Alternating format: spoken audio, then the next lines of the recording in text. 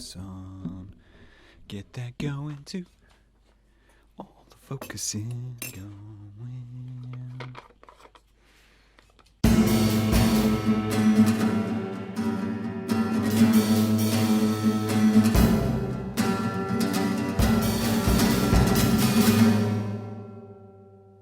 Oh, sup kids, how are you doing today? It is in fact, if I can get the hair out of my face, it is in fact April. It's April, guys. We are making it through. We're still here. We're still holding out. I've probably just confused you because this isn't going live in April. Or it might be going live in April. I should probably check that. Just have a quick click over to the old calendar, which keeps me on track. No, it might be May by the time this goes up, but we'll see. We'll see kind of how we go along those lines. We increment gradually. That's what we do. We increment gradually with the podcast. You know, one by one, number by number. We recently passed 150, which was a milestone which, you know, I never really expected to reach. So who knows how long this can go? Who knows how long I can stay out and hold out and keep riding out the storm, which is creating content online. You know, I've done vlogging before. Vlogging was a whole period of time for me, and I got a planned idea in my head of going back and watching some old vlogs and judging my cringeworthy self. I would have been maybe 21 at the time, at least a decade ago that I was doing that. That's a while. That's a long time. That's a lot to change. There's a lot to change in that time period.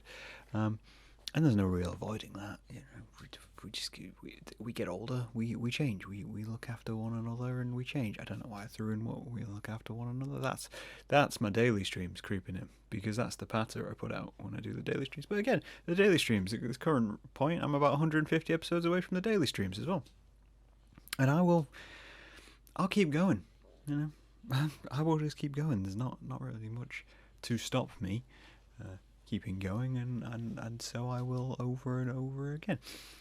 But I was kind of looking out yesterday, and I can't remember what triggered the thought, but someone mentioned something, and it just kind of inferred in me a phrase, and I am desperately searching in my head for what actually triggered this thought. I should have probably written this down at some point when I wrote down the note, which I wrote when I kind of do my podcast prompts to myself. But I can't think. So the phrase I'm referring to is, give them an inch, they'll take a mile. And that is a phrase which I've heard a lot through my lifetime.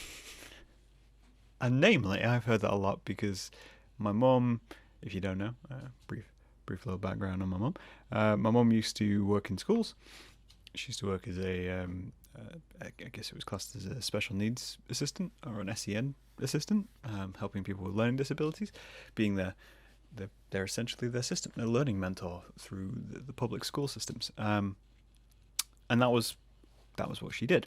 But what it meant was that you also got a lot of insight into how teachers viewed the world and how really students and teachers are kind of at war with one another. And I've always found it hilarious and brilliant. Because I was a student, I was also given a bit more leeway because my mum was a teacher, because there was an assumption that I wouldn't do necessarily anything too bad because my mum would know, right? She'd instantly know. She knows all the teachers. They're going to get together and they're going to have a chat. You know, it's kind of like being in an office where you know the person you're talking to knows your supervisor. So even if they're not in the same department, they're going to go over and tell them. You know, it's like, oh, Jeff hasn't filled his TPS report today. Yeah, so luckily I'm playing poker later with Linda, so we'll go over that just while we do that. It wasn't my responsibility to, but I felt like I should bring it up because I know they work together, and it was that kind of situation. But I did all kinds of shit, as we've established through this podcast. There's a level of me completely outing myself as just, yeah, I don't know, a miscreant, perhaps, is the word. But give them an inch, take a mile. Get them back to the book. Is a phrase a teacher uses quite a lot. And they use it essentially in the sense of fear, is the only way I could describe it, is a fear of what students would do or fear of what they will do if they are given any kind of leeway. You know, especially students who are considered to be badly behaved or nuisance or troublemakers, all terms which are completely stupid to describe kids as. because they're kids, they're developing. You can't label them early on as anything. Really, you should just be trying to help them. But that's off topic. What is on topic? Yeah, so they use this phrase quite a lot, especially teachers, because it's one of those, don't let the kids grind you down. Don't let them come in, start dictating how the class is going to be run. You're the teacher, you're the assistant. You should be fighting for whatever. Don't give them an inch, because if you do, as soon as you give them an inch, they'll take a mile. I got very Yorkshire at the end of that. But that's because I'm used to just overhearing it from extremely northern teachers prattling on about their students and how they can't control them. I'm not besmirching education, by the way. I enjoy education, but we've had a long chat about this before. Let me pour this coffee.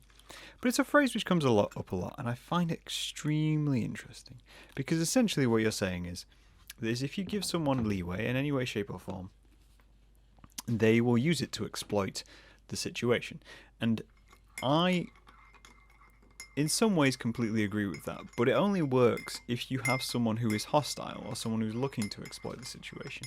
It doesn't work as a blanket term for the entire world. And this is what people tend to use it for. People use it as, you can't trust anyone. Can't do any of these things. And in a way, I don't trust anybody. But at the same time, I don't think "give an inch, they'll take a mile" is a good idiom in order to describe the world at hand. I don't think when going out into the street, I can't wear anything expensive, or can't that's a weird example, because I don't wear anything expensive. We've been through this before. I don't buy myself pricey stuff. But I can't hold my phone out at length from my arm, because give them an inch and someone will come and nick it, because that's all the world is. It's just taking advantage of you.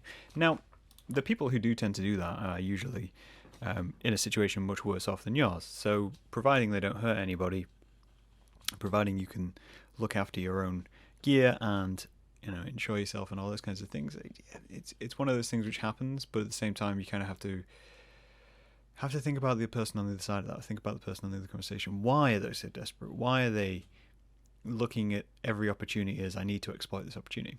The way I think of it is very much in terms of institutions. Same with schools, schools, police, military, anything which is deemed to confine or define you is how I think of that phrase. And it's kind of, I did look up the origin of this, by the way. I'm just glancing over. Apparently it was coined somewhere in a slightly different form of "give him an inch and he'll take an L," which was early form of the word mile, and it's from 1546. Yeah.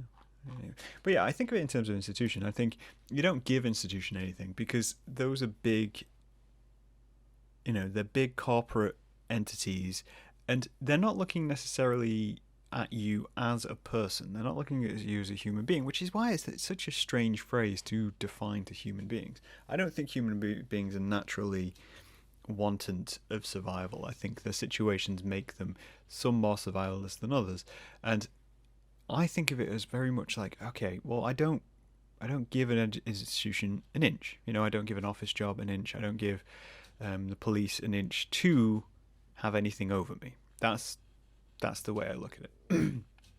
And it might have been related to the recent law. So they recently introduced a law in the UK, or they're trying to introduce a law in the UK at this current time, which changes the protest laws in the UK, which would deem anything which is annoying can be classified as a prisonable offence. Now, to me, that's an inch.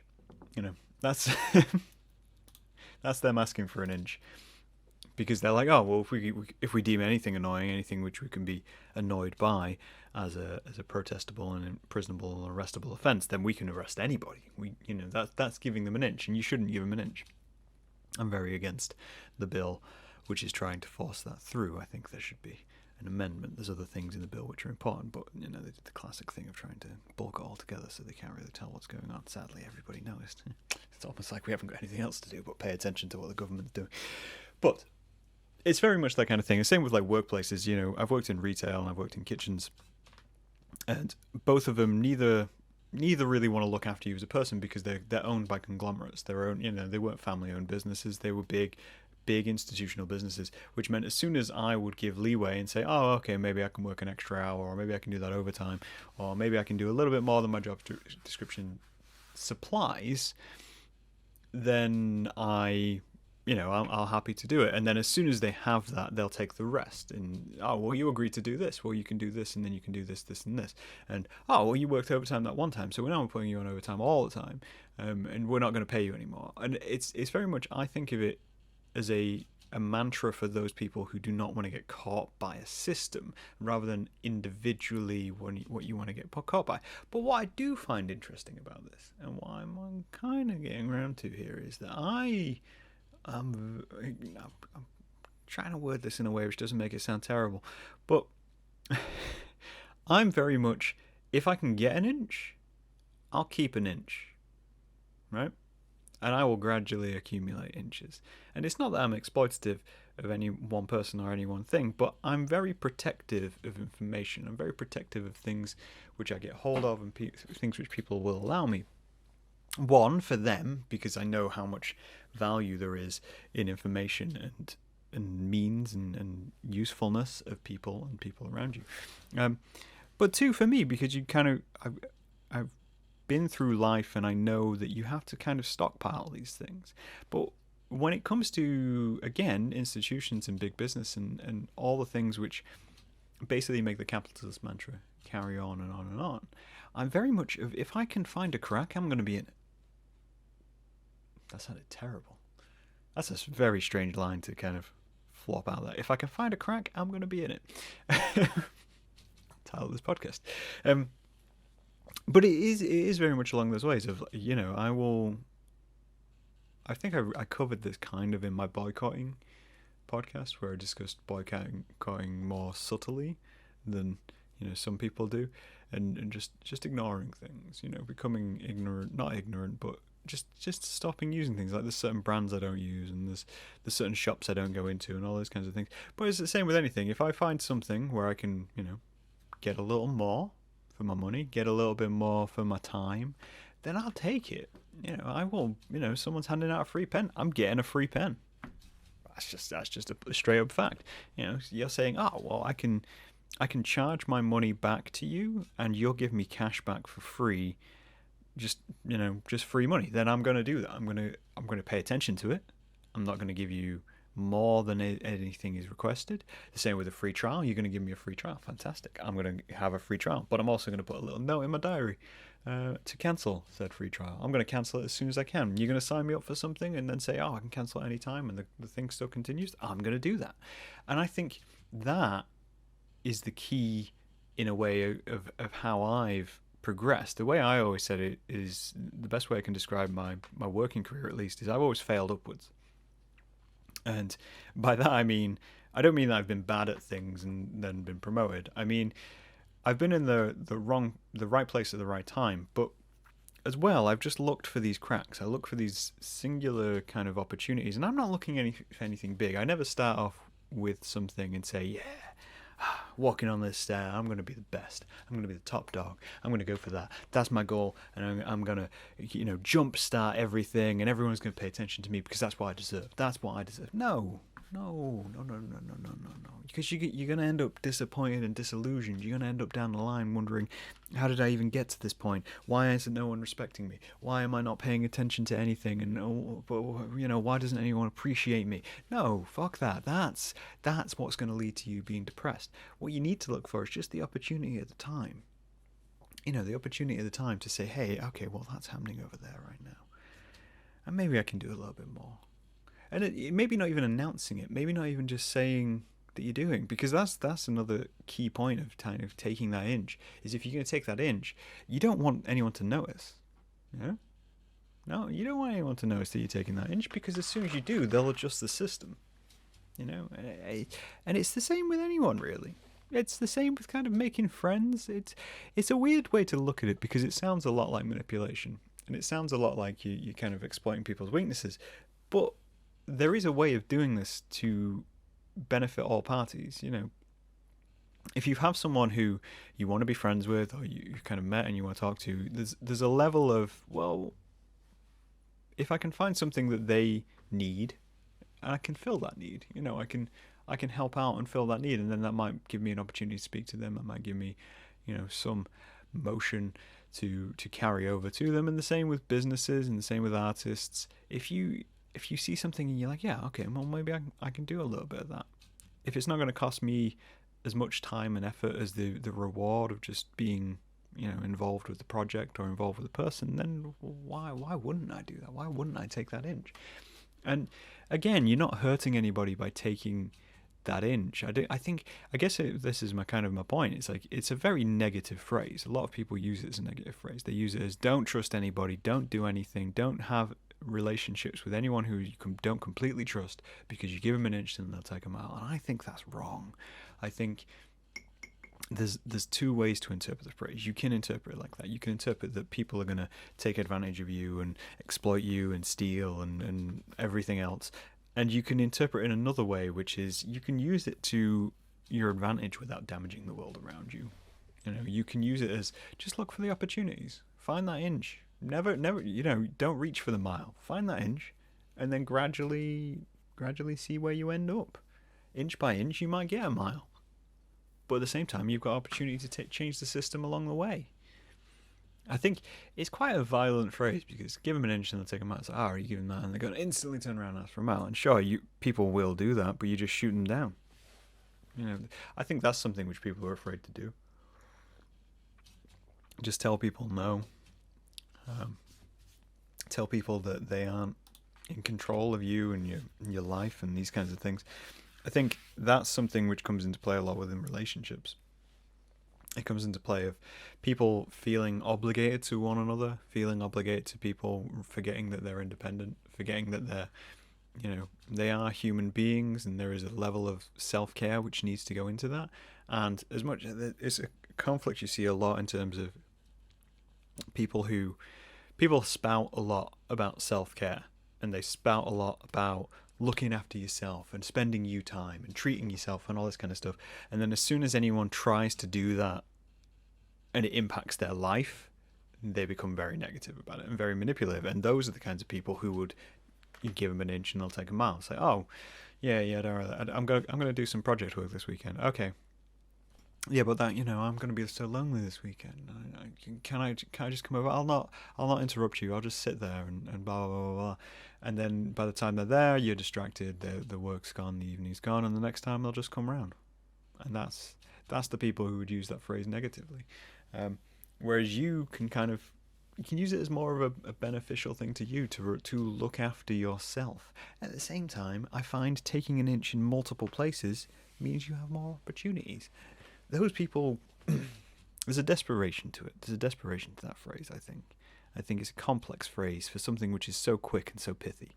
So rolling off the tongue as a means of getting an idea out. It's intriguing. It has intrigued me, and I can't quite remember.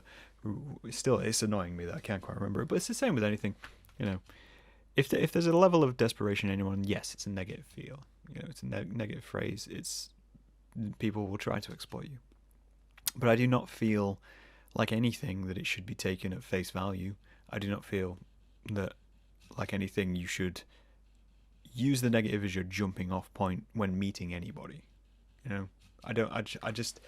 think it sets you up for failure. It sets you up for ignoring opportunities and collaborations and things like that. There was a great post recently on Twitter. I think there's a rapper called Shubzilla, who I'm hoping to get on the podcast at some point, who kind of came out and just said, look, if you know someone is known to be manipulative or destructive when participating and collaborating or taking credit, and you know someone who doesn't listen to your ideas but then or takes all your ideas and then attributes them to their own and all these kinds of things, then just don't work with those people. Don't get into the car. Don't go for that journey. And I completely agree. If you know that, and we all know that, we all know people like that. We definitely know people we have worked with in the past we wouldn't want to work with again, but their clout makes you think, oh, I'm going to work with them because they've got a big fan base. It's like, no, you're feeding the beast. You're feeding the troll. You're feeding all the things which you despise about them by going, oh yeah, but you're mildly famous. Oh, fuck that. Go off. Find other people. Find people who appreciate you, and then taking that inch won't seem like such a big deal, and they will never take that inch. They'll never take that mile from you. They'll do the same thing if they'll find opportunities to work with you, find little things. Essentially, that's all I do with this. I reach out to guests every week. I'm taking inches every single time. I'm just incrementing it, saying, hey, do you want to come on a podcast? It'd be cool if you come talk to me. And if they say no, they say no. I'm not trying to steal anything from them. I'm not trying to explain. I'm trying to bring conversation to us all. And I think having that as the goal of the podcast has always been the main driving force. And it requires a level of trust. So it requires a level of me going, well, I'm going to have to trust these people aren't going to exploit me. I'm going to have to trust that them getting on my show is not going to be a platform for them to do something which I don't agree with, or use me in any way, shape, or form to say that I've said some things. And that's why I do research. That's why I research the people I bring onto the show. That's why I'm careful with who I email, careful with who I text, and who I reach out to. I just think, it's such a ludicrously British phrase as well. It's so conflicted in terms of what it's trying to say. It's from a place of privilege, and it's definitely from a place of privilege, because you can tell that it's used as a mantra for people who have wealth, saying, "Oh, well, you can't give the proletariat the inch. They'll take everything. Don't give them a little bit of benefit, because they'll take all the benefit. Don't give them free money, and all this kind of thing." And it's such a not saccharine. Saccharin's the wrong word. It's just such a bastardization of the phrase, because it looks at things as everything being negative without considering why that person's like that. And really, if you have some persons like that and you're still in conversation with them and still able to speak to them, you want to be asking why they're like that. You want to be opening that conversation. You want to be getting that dialogue going to build that level of trust, so it's more of a two-way street. I don't know. I feel like I rambled over that phrase over and over again, and I still can't for the life of me remember how I got to that that idea of just wanting to discuss this. As I said, all I'm looking for is a crack. That's something I do all the time.